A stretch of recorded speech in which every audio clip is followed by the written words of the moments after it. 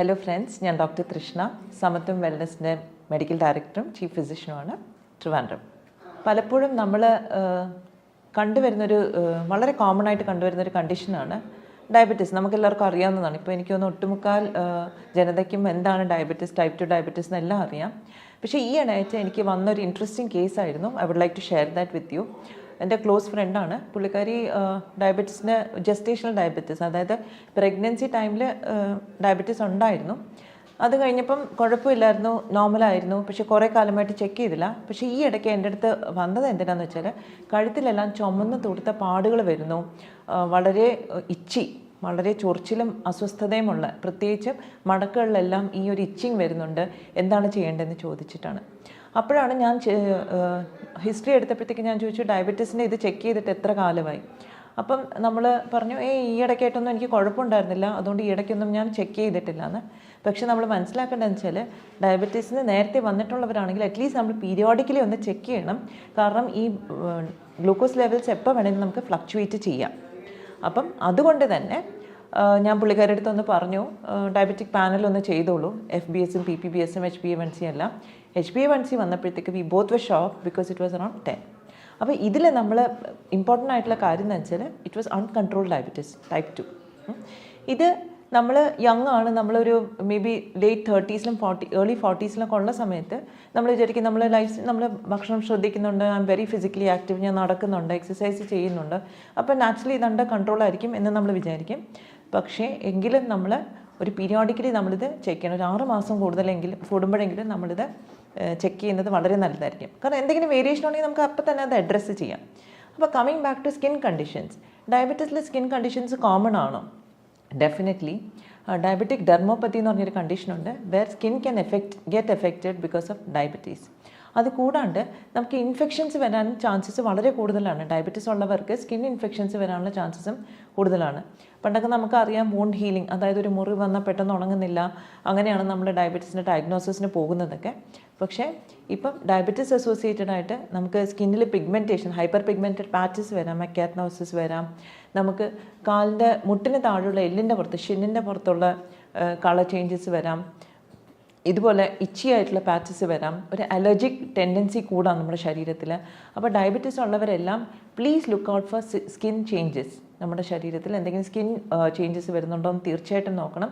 കാരണം ഡയബറ്റീസിനോട് underline factor തന്നെ നമ്മുടെ ഇൻസുലിൻ റെസിസ്റ്റൻസ് ആണ്. അതായത് നമ്മുടെ ശരീരത്തിലെ ഇൻസുലിൻ പ്രവർത്തിക്കാത്തൊരവസ്ഥയാണ്, പ്രത്യേകിച്ച് ടൈപ്പ് 2 ഡയബറ്റീസിന്. അപ്പോൾ അങ്ങനെ ഒരു അവസ്ഥയിൽ ഇൻസുലിൻ ഇസ് എ ഹോർമോൺ. ആ കൂട്ടത്തിൽ തന്നെ നമ്മുടെ ഇമ്മ്യൂണോളജിക്കൽ ഫംഗ്ഷൻ ഡീറേഞ്ച്ഡ് ആവും, നമ്മുടെ പ്രതിരോധ ശക്തി നമുക്ക് വളരെ കുറയുന്നൊരവസ്ഥയാണ്. അപ്പം നമുക്ക് വളരെ സിമ്പിളായിട്ടുള്ള ഇൻഫെക്ഷൻസ് കൂടുതൽ വരാം. എനിക്കൊന്ന് കോവിഡ് കാലത്ത് അത് നമ്മൾ വളരെയധികം നോട്ടീസ് ചെയ്തിരുന്നു. ഓൾറെഡി കോമോർബിഡിറ്റീസ് ഉള്ള, അതായത് വേറെ അസുഖങ്ങളുള്ള ആൾക്കാർക്കായിരുന്നു കോവിഡ് കോംപ്ലിക്കേഷൻസിലേക്ക്, ന്യൂമോണിയയിലൊക്കെ പോയത്. അല്ലാത്തവർക്കൊക്കെ മൈൽഡ് ഇൻഫെക്ഷനായിട്ട് പോയി. അപ്പോൾ അതുകൊണ്ട് തന്നെ നമുക്ക് ഒരു ഹിസ്റ്ററി ഓഫ് ഡയബറ്റീസ് ഉണ്ടെങ്കിൽ, ഈവൻ ജസ്റ്റേഷണൽ ഡയബറ്റീസ് ആയിരിക്കാം, നമ്മൾ ഒരിക്കൽ ചെക്ക് ചെയ്തപ്പോഴത്തേക്ക് നമുക്ക് ഉണ്ടായതാകാം. നമ്മൾ തീർച്ചയായിട്ടും അത് റെഗുലറായിട്ട് ചെക്ക് ചെയ്യണം. സ്കിന്നിൽ എന്തെങ്കിലും ചേഞ്ചസ് ഉണ്ടോ എന്ന് നമ്മൾ നോട്ടീസ് ചെയ്യണം. സ്കിന്നിൽ ചേഞ്ചസ് ഉണ്ടെങ്കിൽ ഉടനടി നമ്മൾ അതിനെ അഡ്രസ്സ് ചെയ്യണം. കാരണം അത് എക്സ്റ്റെൻസീവ് ആയി കഴിഞ്ഞാൽ ട്രീറ്റ് ചെയ്യാനായിട്ടും ബുദ്ധിമുട്ടാണ്. അപ്പം ഡയബറ്റിക് കൺട്രോൾ ഇതിൽ പ്രധാനമാണ്. ഷുഗർ കൺട്രോൾ ചെയ്യുന്ന സമയത്ത് കുറേ പേരെങ്കിലും, എനിക്ക് തോന്നുന്നു 30s-ലൊക്കെ ഒരു ചേഞ്ചസ് വരുന്നവരൊക്കെ പറയും, ഞാൻ എക്സസൈസ് ചെയ്തോളാം, ഞാൻ ഡയറ്റൊക്കെ നോക്കിക്കോളാം എന്ന് പറയും. പക്ഷെ പലപ്പോഴും സ്ട്രിക്റ്റ് ആയിട്ടുള്ളൊരു ഡയറ്റ് പ്ലാൻ ഒരു പ്രൊഫഷണൽ ഹെൽപ്പ് ഇല്ലാതെ നടക്കാറില്ല. നമ്മൾ ബുക്കൊക്കെ വായിച്ചിട്ട് നമുക്ക് കുറേയൊക്കെ ചെയ്യാം. കുറേ പേരൊക്കെ ഇൻ്റർമിറ്റൻറ്റ് ഫാസ്റ്റിംഗ് ചെയ്യുന്നുണ്ട്. പക്ഷേ get some professional help, initiate the process. കാരണം നമുക്കൊരു ചിട്ടയാക്കി കഴിഞ്ഞാൽ പിന്നെ നമുക്കത് മാനേജ് ചെയ്യാൻ പറ്റും. പക്ഷേ ചിട്ടയാക്കാനാണ് നമ്മുടെ ബുദ്ധിമുട്ട്. അപ്പം സ്റ്റാർട്ടിങ് വിത്ത് ടൈമിലുള്ള ഫുഡ് ഇൻടേക്ക്, നമ്മുടെ ക്വാണ്ടിറ്റി എത്രയാണ്, നമ്മൾ എത്രയാണ് കഴിക്കുന്നത് എന്നുള്ള വളരെ വളരെ സ്പെസിഫിക് ആയിരിക്കണം. കാരണം നമ്മൾ ഒരു പ്രാവശ്യം നമ്മൾ കൂടുതൽ കഴിച്ചു, ഒരു പ്രാവശ്യം കുറച്ച് കഴിച്ചിട്ട് കാര്യമില്ല. എല്ലാ ദിവസവും കറക്റ്റായിട്ട് പ്ലാൻഡ് ആയിട്ടുള്ള മീൽസ് ആയിരിക്കണം. പിന്നെ അത് കൂടാണ്ട് ഇൻ ബിറ്റ്വീൻ, അതായത് ഇപ്പോൾ നമ്മൾ ഈ പറഞ്ഞ കണക്ക് നമുക്ക് ചായയും കാപ്പിയൊക്കെ കൂട്ടുന്നത്, എനിക്കൊന്ന് കോവിഡ് കാലത്ത് ഏറ്റവും കൂടുതൽ ഫ്ലറിഷ് ചെയ്തത് വലിയ വലിയ റെസ്റ്റോറൻറ്റ്സ് ഒന്നുമല്ല, ചായക്കടകളാണ്. കാരണം 10 രൂപയ്ക്ക് ഒരു ചായയും കിട്ടും, 10 രൂപയ്ക്ക് ഒരു കടിയും കിട്ടും. അപ്പം എല്ലാവരും അങ്ങോട്ട് തന്നെയാണ് ഫോക്കസ് ചെയ്തത്, പൈസ ഉള്ളവരാണെങ്കിലും പൈസ ഇല്ലാത്തവരാണെങ്കിലും. പക്ഷെ അതൊക്കെ അവിടെ നിൽക്കട്ടെ. നമുക്ക് ഡയബറ്റീസിൻ്റെ മാനേജ്മെൻറ്റിൽ വരുമ്പോഴത്തേക്ക് വി സ്റ്റാർട്ട് വിത്ത് ബ്രേക്ക്ഫാസ്റ്റിൽ നമുക്ക് രാവിലത്തെ ചായയും കാപ്പിയും അങ്ങോട്ട് ഒഴിവാക്കണമെങ്കിൽ ഒഴിവാക്കാം. ഇല്ലെങ്കിൽ ചായ കുടിക്കുന്നുണ്ടെങ്കിൽ തന്നെ instead of sugar, don't add sugar, പഞ്ചസാര ഇടണ്ട. ഇൻസ്റ്റെഡ് നമുക്ക് വേണമെങ്കിൽ ഒരു ഘീയോ ബട്ടറോ എന്തെങ്കിലും നമുക്ക് ആഡ് ചെയ്യാം. ബ്രേക്ക്ഫാസ്റ്റിൻ്റെ കൂട്ടത്തിൽ നമ്മൾ ഏറ്റവും ഇമ്പോർട്ടൻ്റ് ആയിട്ട് ശ്രദ്ധിക്കേണ്ട കാര്യം എന്ന് പറഞ്ഞാൽ ഈ പറഞ്ഞ ഒരു പ്ലേറ്റ് എടുക്കുമ്പം നമ്മൾ പ്ലേറ്റിൽ നമ്മൾ ഒരു 20%, ഒരു 20 മുതൽ 30% വരെ നമ്മുടെ ദോശയോ ഇഡലിയോ മതി. ബാക്കി അതിൻ്റെ ഒന്ന് 3 ഇരട്ടിയായിരിക്കണം നമ്മുടെ വെജിറ്റബിൾസ്. അത് വെജിറ്റബിൾസ് ഇപ്പോൾ സാമ്പാറാണ് ഉണ്ടാക്കുന്നത്, സാമ്പാറിലെ വെജിറ്റബിൾസ് ധാരാളം കഴിക്കുക.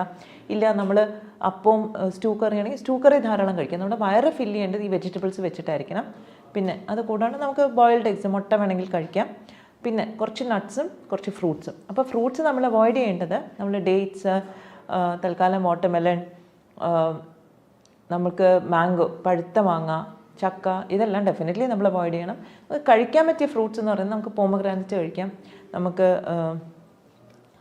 പേരയ്ക്ക, ഇതൊക്കെ നമുക്ക് ഉൾപ്പെടുത്താൻ സാധിക്കും. അപ്പോൾ നമുക്ക് ഫ്രൂട്ട്സും ഒരുപാട് ക്വാണ്ടിറ്റി വേണ്ട, നമുക്ക് ലിമിറ്റഡ് ക്വാണ്ടിറ്റിയിൽ ഫ്രൂട്ട്സ് കഴിക്കാം. പക്ഷേ വെജിറ്റബിൾസ് ധാരാളം കഴിക്കാം.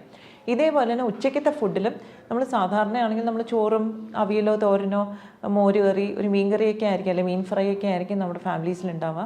അപ്പോൾ അതിലും നമുക്ക് ചോറിൻ്റെ ക്വാണ്ടിറ്റി കുറച്ചിട്ട് ഈ അവിയൽ തോരൻ എന്നുള്ളതെല്ലാം കൂടുതൽ കഴിക്കുക. അപ്പോൾ അത് നമ്മുടെ സ്റ്റമക്കിനെ ഫില്ല് ചെയ്യാൻ ഉപയോഗിക്കാം. പിന്നെ നമ്മൾ ഫുഡ് കഴിക്കുന്നതിന് തൊട്ട് മുമ്പ് നമുക്കൊരു കാര്യം ചെയ്യാൻ പറ്റുന്നതെന്ന് വെച്ചാൽ ഒരു ഗ്ലാസ്സിൽ നമ്മൾ പച്ചമോര് എടുത്തിട്ട് അതിൻ്റെ അകത്ത് ഇച്ചിരി ഉലുവപ്പൊടി കലക്കി നമ്മൾ കുടിക്കുകയാണെങ്കിൽ ദാറ്റ് ഈസ് ഓൾസോ ഗുഡ്.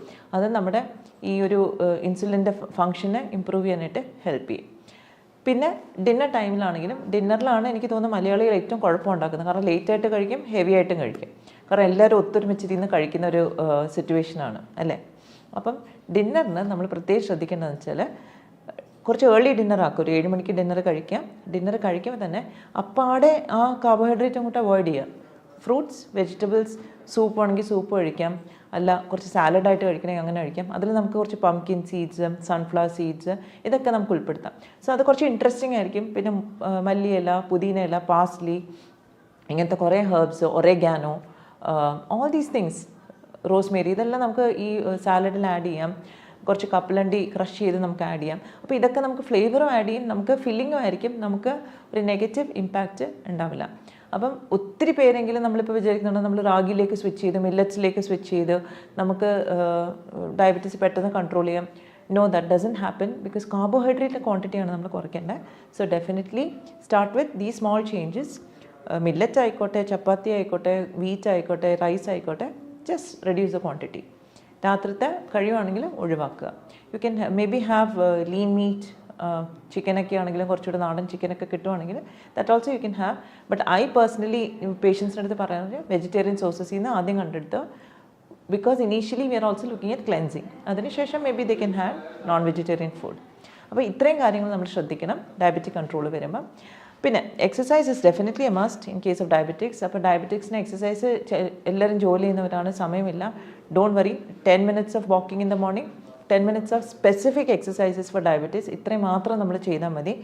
നമുക്ക് വേണ്ടുന്ന രീതിയിൽ നമുക്ക് ഷുഗറിനെ കൺട്രോൾ ചെയ്യാൻ പറ്റും. പിന്നെ സ്കിന്നിൽ വന്നിരിക്കുന്ന ലീഷൻസിനാണെങ്കിൽ ഇഫ് ഇറ്റ് ഇസ് ഇച്ചി, നമുക്ക് വളരെ ചൊറിച്ചിലും ഡിസ്കംഫർട്ടും ഉള്ളതാണെങ്കിൽ ജസ്റ്റ് ഒരു സിമ്പിൾ അലോവേറ ജെല്ല് തേച്ചാൽ തന്നെ നമുക്ക് ആ ഇച്ചിനെസ്സും ആ റെഡിഷ്നെസ്സും കുറയ്ക്കാൻ സാധിക്കും. പിന്നെ അത് കൂടുതൽ എന്താണെന്നൊന്ന് ഇൻവെസ്റ്റിഗേറ്റ് ചെയ്യണം. ഇൻഫെക്ഷൻ ആണെങ്കിൽ ഡെഫിനറ്റ്ലി ഇൻഫെക്ഷനെ നമ്മൾ ട്രീറ്റ് ചെയ്യണം. പക്ഷേ അല്ല, ഇൻഫെക്ഷൻ ഇല്ല, ഒരു അലർജിക് ടെൻഡൻസി ആണെങ്കിൽ അലർജി ഓറിയൻറ്റഡ് ആയിട്ടുള്ള ട്രീറ്റ്മെൻറ്റ് നമ്മൾ സ്റ്റാർട്ട് ചെയ്യണം. അപ്പം അതിന് വേറൊരു പ്രോട്ടോക്കോളിലേക്ക് നമ്മൾ പോകണം. I hope I answered skin related questions ഡയബറ്റീസിന്. കൂടുതൽ എന്തെങ്കിലും ഇതിനെക്കുറിച്ച് അറിയണമെങ്കിൽ തീർച്ചയായും കോൺടാക്റ്റ് ചെയ്യുക. We are here to help you. Thank you very much.